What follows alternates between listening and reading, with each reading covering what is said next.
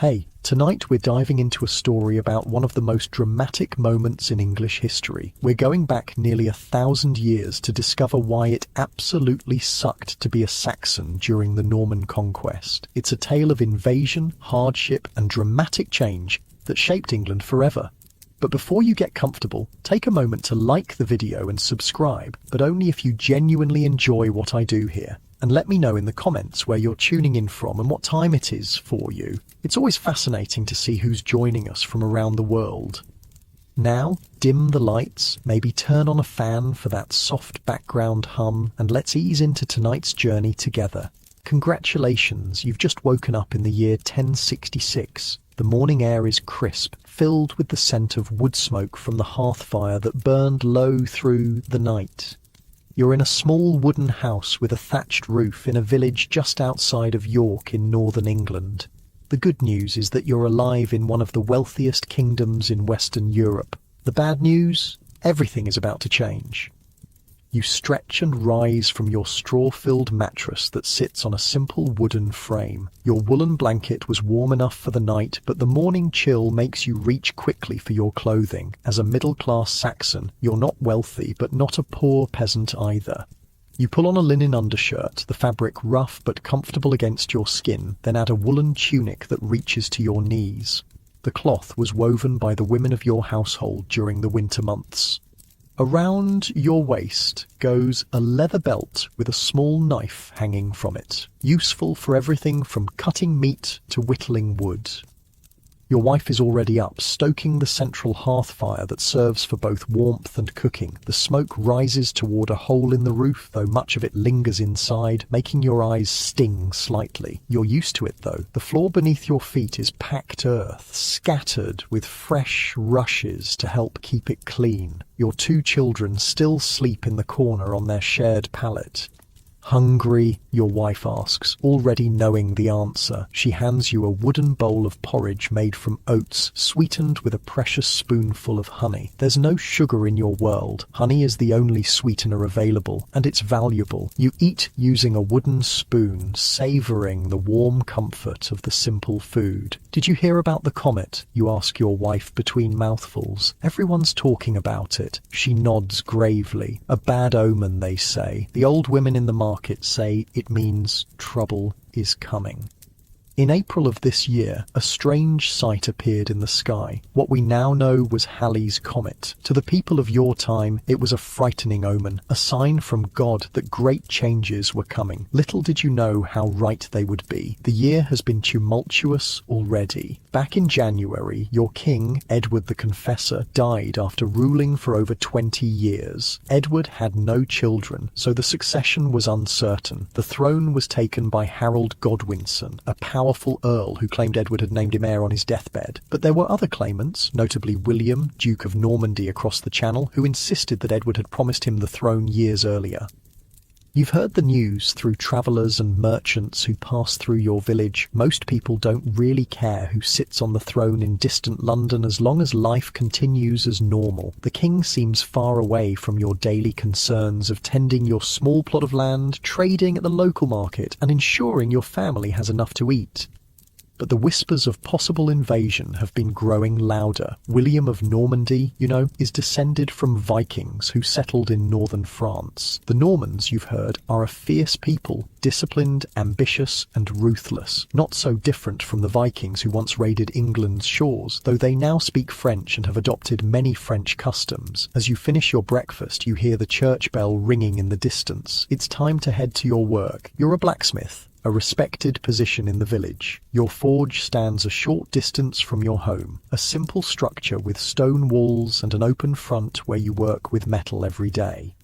I'll be back by midday, you tell your wife, who nods as she wakes the children for their morning chores. The walk to your forge takes you through your village. It's a collection of similar wooden houses, most with thatched roofs, arranged somewhat randomly along a dirt road. There's a small stone church at its centre, the only stone building in sight, and around it the village unfolds organically without the rigid planning that Roman towns once had. People are already stirring, women drawing water from the village well, men heading to the fields, and children feeding chickens or pigs. You exchange greetings with neighbours as you pass. In your Saxon world, community is everything. Everyone knows everyone else. And village life is bound by ties of mutual obligation and assistance. At your forge, you start by rekindling the fire. Today you need to make some nails for a new barn being built and later repair a plough that broke yesterday. It's detailed work that you've mastered over years of apprenticeship and practice. The rhythmic clang of your hammer striking hot metal will soon fill the air. As you work, sweating in the heat of the forge, a rider passes through the village. He stops to water his horse at the trough near your workshop. You recognize him as a messenger for the local thane, the Saxon nobleman who holds authority over this area. Any news? You ask casually, setting aside your hammer for a moment. The rider looks grim. King Harold has gathered the Fyrd. The Norwegians have invaded in the north. This is troubling news. The Fyrd is the militia, made up of free men who can be called to fight when needed. If the king is calling them up, the threat must be serious. You know you might be summoned too. All able-bodied men can be required to serve. How soon, you ask, thinking of your unfinished work and your family. They've already landed, the messenger says. Harold is marching north now, and there are rumours that the Norman Duke might use this chance to land in the south. 2 invasions at once. That would be catastrophic. You thank the messenger for the news as he rides on to spread word to the next village. Your day continues with the familiar rhythm of the forge, but your mind is troubled. By midday, you return home to find your wife baking bread in the clay oven outside your house. The children are helping her, the older one kneading dough while the younger gathers sticks for the fire. The Fyrd has been called, you tell her quietly, so the children don't hear. Harold of Norway has invaded. Her face pales. Will you have to go? I don't know yet. Perhaps the Then will need me to stay and make weapons instead. As a skilled craftsman, you might be more valuable making swords and arrowheads than wielding them yourself, but nothing is certain. The next few days pass with growing tension. News trickles in from travellers. King Harold marched his army north with incredible speed and confronted the Norwegian forces at Stamford Bridge on September 25th. Against all odds, the English won a decisive victory. Harald Hardrada, the Norwegian king, was killed along with Harold's own rebellious brother, Tostig. A cheer goes up in the village alehouse when this news arrives. England is safe. The Saxon king has proven himself a worthy leader, protecting his people from the invaders. Your relief is short-lived. Just 3 days after the victory at Stamford Bridge, William of Normandy lands on the south coast with a massive invasion force. With the English army exhausted from their forced march north and the battle they've just fought, they now have to turn around and march hundreds of miles south to meet this new threat. King Harold doesn't hesitate. He immediately heads south with his household troops, the elite warriors known as housecarls. These are professional soldiers, unlike the Fyrd, which is made up of ordinary men like you. The housecarls are armed with deadly 2-handed battle axes and are feared fighters. As the king marches south, word comes that all able men should join the fight. The Then comes to your village personally, selecting men to join him. To your relief, he agrees that you're more valuable making weapons than carrying them. Your hammer rings with renewed purpose as you forge arrowheads and repair mail shirts late into the night. The village holds its breath, waiting for news. Women gather at the well, sharing worries about their husbands and sons who've joined the Fyrd. Children play at battles with sticks for swords, too young to understand the real danger. Then, on October 14th, the 2 armies meet near Hastings on the south coast. You'll only learn the details much later, but on that day, everything changes. King Harold takes a defensive position on Senlac Hill. His men form a shield wall, a tightly packed line of warriors with their shields overlapping, presenting a formidable barrier to attackers. The Saxons are fighting on foot, as is their tradition. The Normans, in contrast, are renowned for their cavalry, knights on horseback wearing chainmail and carrying lances. The battle begins with Norman archers firing uphill, but the Saxon shield wall holds firm. When William sends his infantry to attack, they make little progress against the wall of shields and axes. Then he commits his cavalry, but even these mounted knights struggle to break through. At one point, a rumour spreads through the Norman ranks that Duke William has been killed. Seeing some Normans retreating, Saxon fighters break from their position to pursue them. This proves to be a fatal mistake. William, very much alive, raises his helmet to show his face to his men and rallies his forces. The pursuing Saxons, now isolated from the main force, are surrounded and cut down. William changes tactics. He orders his archers to fire high into the air so that arrows rain down on the Saxons from above. As the day wears on, the Saxon line begins to thin. In the late afternoon, King Harold himself is struck down, according to legend, by an arrow through his eye, though the truth may never be known for certain. With their leader fallen, the Saxon resistance crumbles. Back in your village, the wait for news seems endless. Days pass with only rumours. Then survivors begin to straggle back, bringing the devastating truth. The king is dead, the battle lost. England has fallen to the Norman invaders. At first, life continues much as before. The Norman army hasn't yet reached the north. William is proclaimed King of England and crowned in Westminster Abbey on Christmas Day 1066, but his control extends only to the south and southeast. For the moment, your daily life remains unchanged. But you know this won't last. The Norman conquest has only just begun. Winter settles over the land, the cold seeping through the walls of your home, despite the fire that burns day and night. Food is carefully rationed. Winter is always a lean time, with stored grain and salted meat being the main sustenance until spring brings fresh growth. Your children play with simple wooden toys you've carved for them. A horse, a knight, a tiny sword. Your wife spins wool by the fire, the drop spindle twirling hypnotically as she works. Outside, snow dusts the thatched roofs of the village, transforming the muddy road into a pristine white path. In this quiet moment, it's almost possible to forget the upheaval that's begun, but whispers from travellers who brave the winter roads tell of changes in the south. Norman knights are being granted lands that once belonged to Saxon nobles. New laws are being imposed. Those who resist are dealt with harshly. You wonder what this will mean for your village, your family, your way of life. The Saxons have faced conquests before, the Romans, the Vikings, and have endured. But something tells you this time is different. The Normans aren't just raiders looking for plunder. They're here to stay, to rule, to transform England into something new. As you drift off to sleep that night, the fire crackling softly in the hearth, you can't help but feel that the world you've known all your life is slipping away, like shadows retreating before the dawn. The new year, 1067, arrives with little celebration. Usually there would be feasting and merrymaking to mark midwinter, but the mood is sombre this year. Even the 12th night festivities are subdued, with people gathering in smaller groups, speaking in hushed tones about what might come next. You continue your work at the forge, though orders for farm tools have decreased. Instead, more people want weapons, knives, spearheads, anything that might offer protection in uncertain times. You don't ask questions, simply fulfilling the requests as best you can.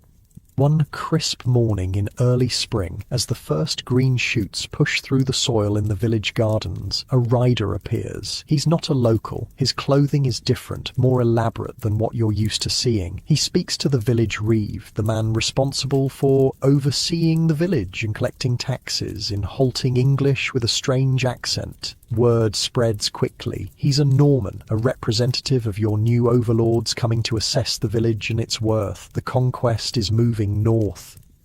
The Norman rides around, making notes on a piece of parchment. He asks questions about the land, the number of households, what livestock is kept. The villagers answer cautiously, unsure what information might be used against them. Before he leaves, the Norman announces that a new tax will be collected soon. It's higher than what you paid to your Saxon lords. There are mutters of discontent, but no one dares speak out openly. They say the new king is building castles everywhere, your neighbour tells you later, as you share a cup of ale in the alehouse. Not like anything we've ever seen before. Great wooden towers on mounds of earth surrounded by walls. They can control the whole countryside from them. You've never seen a castle. The Saxons built fortified towns, known as burhs, but the Norman castles are something different. Centres of military power designed to dominate and intimidate. And they're bringing in new laws too, another man adds. Written in their language, not ours. They say we'll all have to learn French now if we want to get ahead. The language barrier is already causing problems. The Normans speak French while the common people speak English, though a version that would sound strange to modern ears, filled with words and sounds that have long since evolved or disappeared. As spring turns to summer, tensions grow. News of rebellions in various parts of the country reaches your village. Some Saxon nobles who initially submitted to William have now risen against him. The North, always independent-minded, is particularly resistant to Norman rule. In your village, life continues with cautious normalcy. You work, you eat, you sleep, your children grow. You teach your son the beginnings of your craft, showing him how to maintain the fire, how to judge the colour of heated metal, how to strike true with the hammer. But there's an undercurrent of unease in everything. When strangers appear on the road, people hurry inside. Conversations stop when certain topics arise. Everyone is waiting, wondering what will happen next. The answer comes in the autumn of 1068. William marches north with his army to quell the growing resistance. He builds castles at Warwick, Nottingham, York, Lincoln, Huntingdon and Cambridge, creating a network of Norman power centres. The message is clear. The conquest of England is not negotiable. You hear of these developments from travellers and merchants who pass through. The picture they paint is troubling. Saxon nobles deposed, their lands given to Norman knights, peasants forced to labour on the construction of the castles that will be used to control them. It's only a matter of time before they reach us, your wife says one evening, her voice low so the children won't hear. What will we do? You have no answer for her. What can you do? Flight is possible. Some Saxons have fled to Scotland or even as far as Constantinople, where they've joined the Varangian Guard, the elite Byzantine unit known for recruiting skilled warriors from northern Europe. But such a journey is beyond your means and would mean abandoning everything you've built. We endure, you finally say. We adapt. We survive. She nods, though her eyes remain worried. She knows, as you do, that survival may come at a great cost. Winter arrives again, harsher than the last. Food is scarce. The disruptions of the past year have affected harvests and the new taxes have left less for ordinary people. In your village, families share what they have, but hollow cheeks and tired eyes become more common as the cold deepens. Your forge remains busy, but increasingly it's weapons rather than tools that fill your days. The people are preparing, though for what exactly, no one quite knows. Then, in January 1069, the north erupts in open rebellion. Edgar the Aetheling, the last remaining heir of the old Saxon royal house, returns from exile in Scotland. He joins forces with the northern earls, and the people of York rise up against their Norman overlords. The garrison that William had left in York Castle is massacred, its commander, Robert Fitzrichard, among the dead. Your village is close enough to York to hear rumours of the uprising almost immediately. There's a surge of hope. Perhaps the Norman yoke can be thrown off after all. Some of the younger men talk of joining the rebels, eager to fight for Saxon freedom. You're more cautious. You've heard enough about William to know he won't accept defeat easily. His response to rebellion will be swift and merciless, and you have your family to think of. Your caution proves warranted. William marches north again, rebuilding the destroyed castle at York and punishing those involved in the uprising. But this is just the beginning. In the autumn of 1069, a new threat appears. A Danish fleet arrives, led by King Svein of Denmark. They join forces with Edgar the Aetheling and the northern rebels, creating a powerful alliance against the Normans. Once again, York falls to the anti-Norman forces. For a brief moment, it seems the tide might be turning. The Danes are formidable warriors with a long history of successful campaigns in England, combined with local knowledge and support. Could they actually drive out the Normans? William's response is decisive. He first pays off the Danes to withdraw, removing a key component of the rebel alliance. Then, rather than simply recapturing York and punishing the ringleaders, he decides on a strategy that will eliminate the possibility of northern resistance once and for all. As December of 1069 approaches, rumours reach your village of Norman forces approaching. But this isn't just an army coming to restore order, it's something much worse. They're destroying everything, a breathless messenger tells the gathered villagers. Burning houses, killing livestock, salting fields so nothing will grow. They want to make sure no army can be supported here, no rebellion can take root. This is the beginning of what will become known as the Harrying of the North, William's scorched earth campaign to break the spirit of northern England forever. You look at your family, at your home, at the forge where you've worked all your life, and you know that everything is about to change.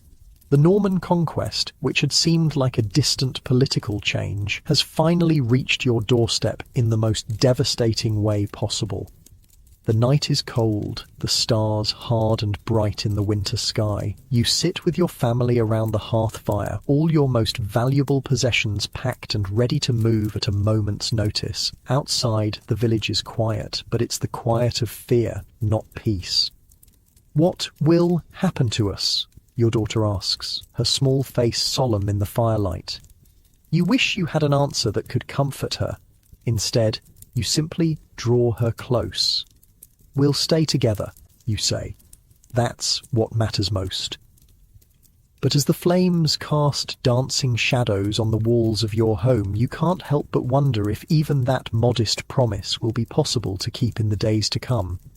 The warning comes at dawn. A boy from a neighbouring village arrives breathless, his face streaked with soot and tears. "They're coming," he gasps. "The Normans, they've burned everything. Towton is gone. They killed everyone who didn't run fast enough." Towton is less than half a day's walk away. The Norman forces are moving methodically, village by village, farm by farm, leaving nothing behind but ash and death. You've prepared as best you can. For weeks you've been hiding some food in the forest, teaching your children where to run if the worst happens. Now, the worst is upon you. "We need to leave," you tell your wife, who is already gathering the small bundles of possessions you've prepared. Now. There's no time for sentiment. You take only what you can carry. Some food, a knife, a tinderbox, a blanket for each person. Your tools are too heavy to bring, except for a small hammer tucked into your belt. You look at your forge one last time, remembering the years of work, the skills passed down from your father, the legacy you hoped to leave your son. "Papa, hurry!"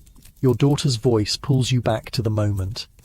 Outside, the village is in chaos. Some families are fleeing immediately, carrying children and dragging elderly relatives. Others are frantically trying to gather more possessions or hitch oxen to carts. A few stand in shock, unable to process what's happening.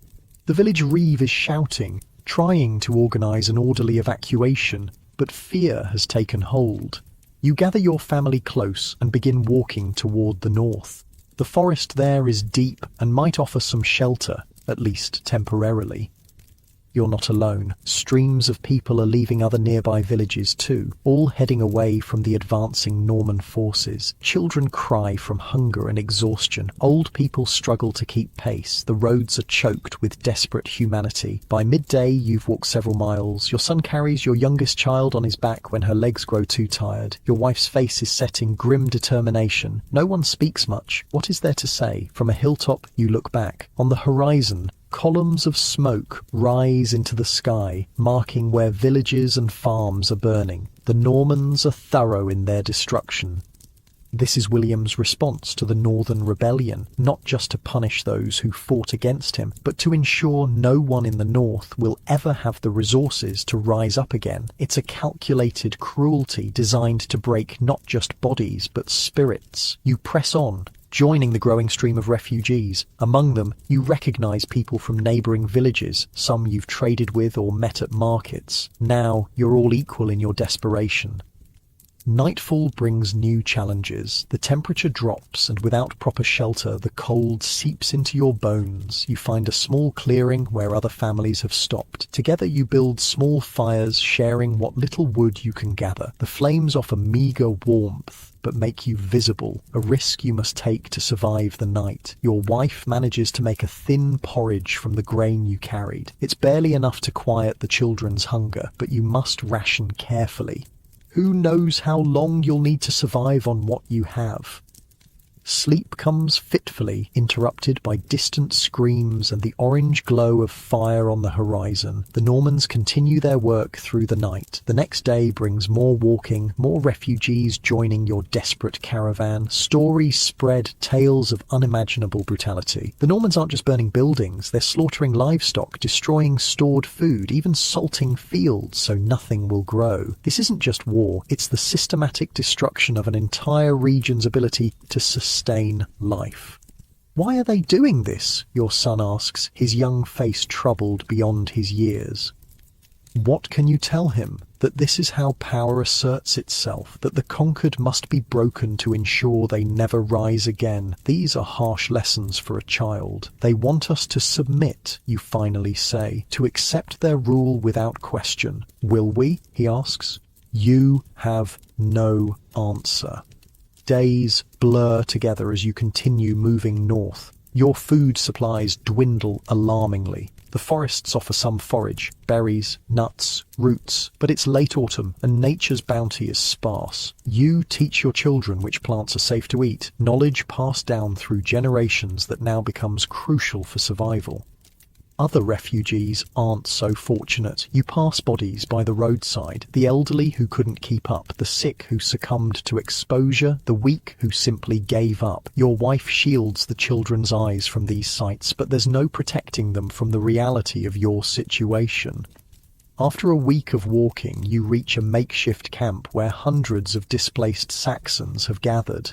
It's in a valley protected by steep hills, somewhat hidden from the main roads. Here, people are trying to organize to create some semblance of community amid chaos.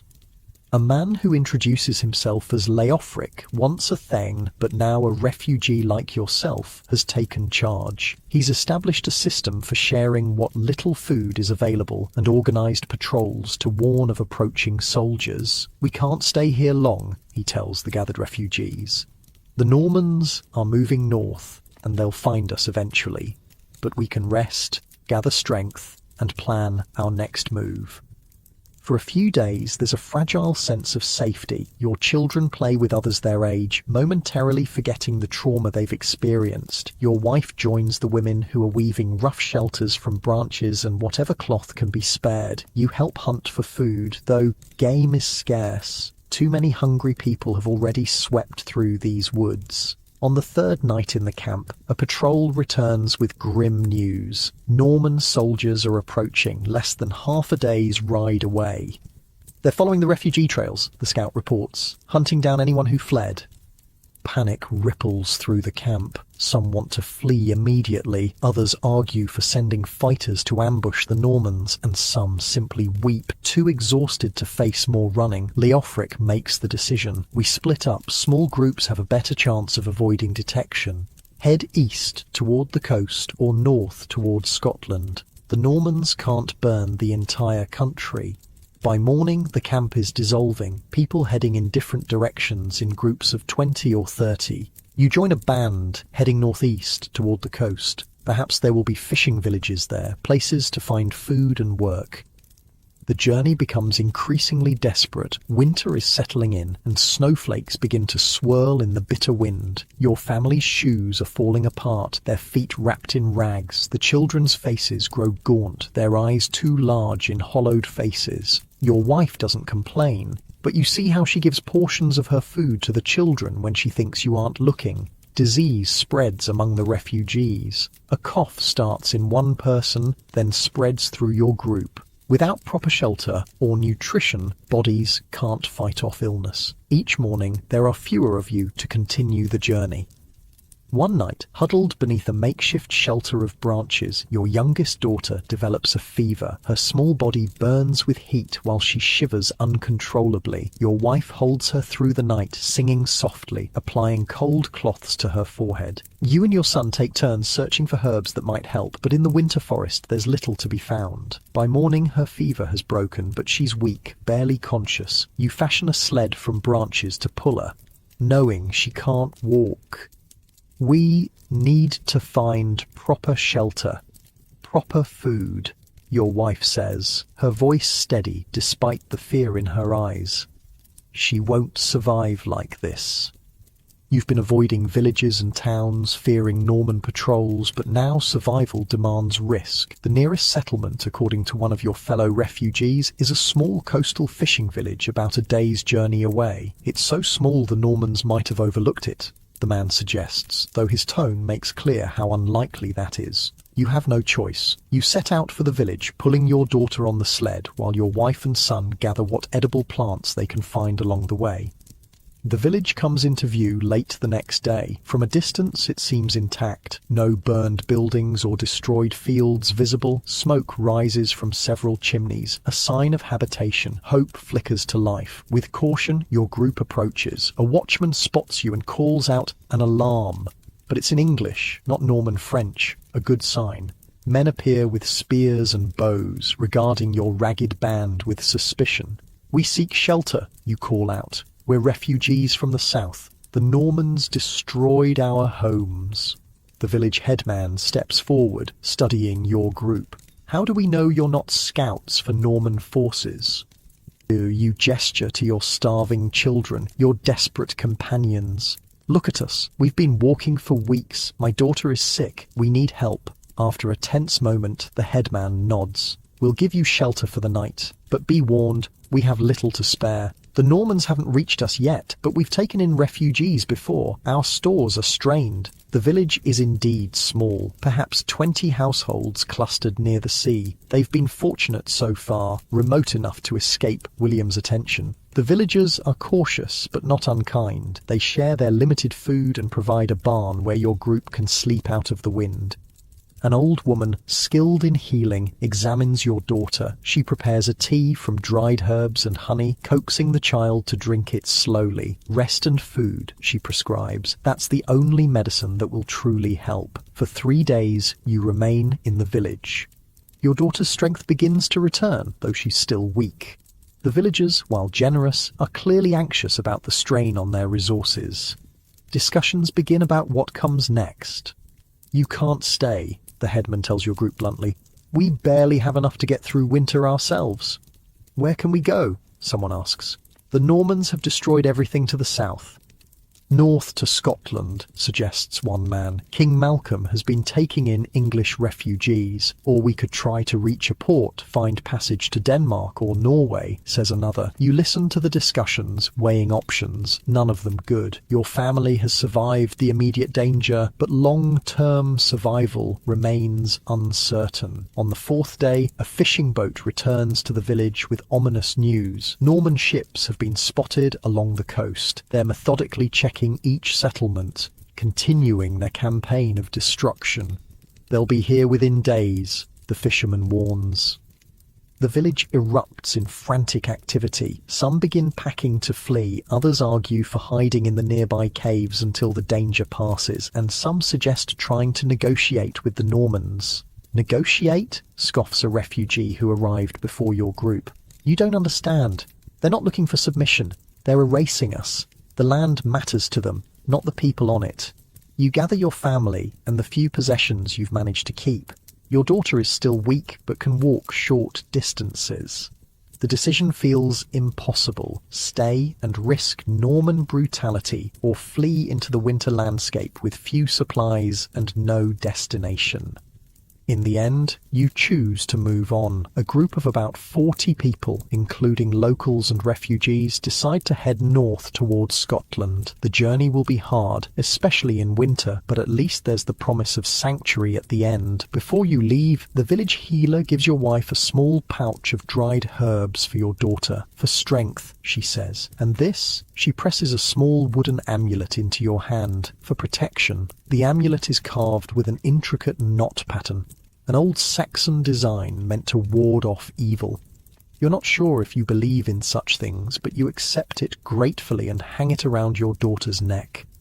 Your group departs at dawn, moving along coastal paths when possible to avoid the worst of the inland snow. The going is slow, with children and elderly members struggling to keep pace, but there's a grim determination now, Scotland or death, with no middle ground. 2 days into this new journey, your lookouts spot a Norman patrol, mounted knights accompanied by foot soldiers, moving along the main road that parallels your route. Everyone freezes, ducking behind whatever cover is available.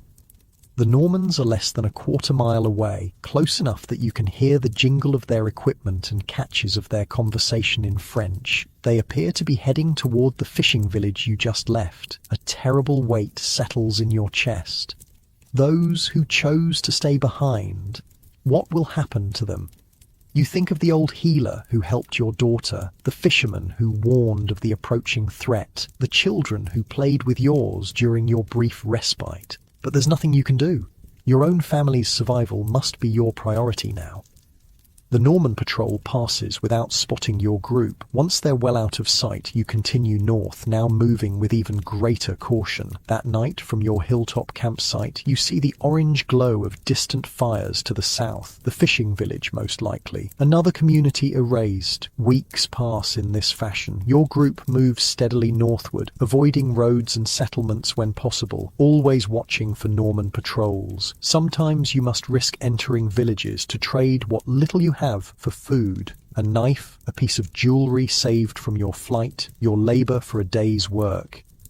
The reception varies. Some villages welcome you, sharing what they can spare. Others drive you away, fearing that helping refugees will bring Norman attention down upon them. You can't blame them. Fear makes people cruel. Winter deepens. The snow lies thick on the ground, making travel exhausting. Food becomes increasingly scarce. Your group hunts when possible, but game is limited, and you're competing with wolves and other predators made bold by hunger.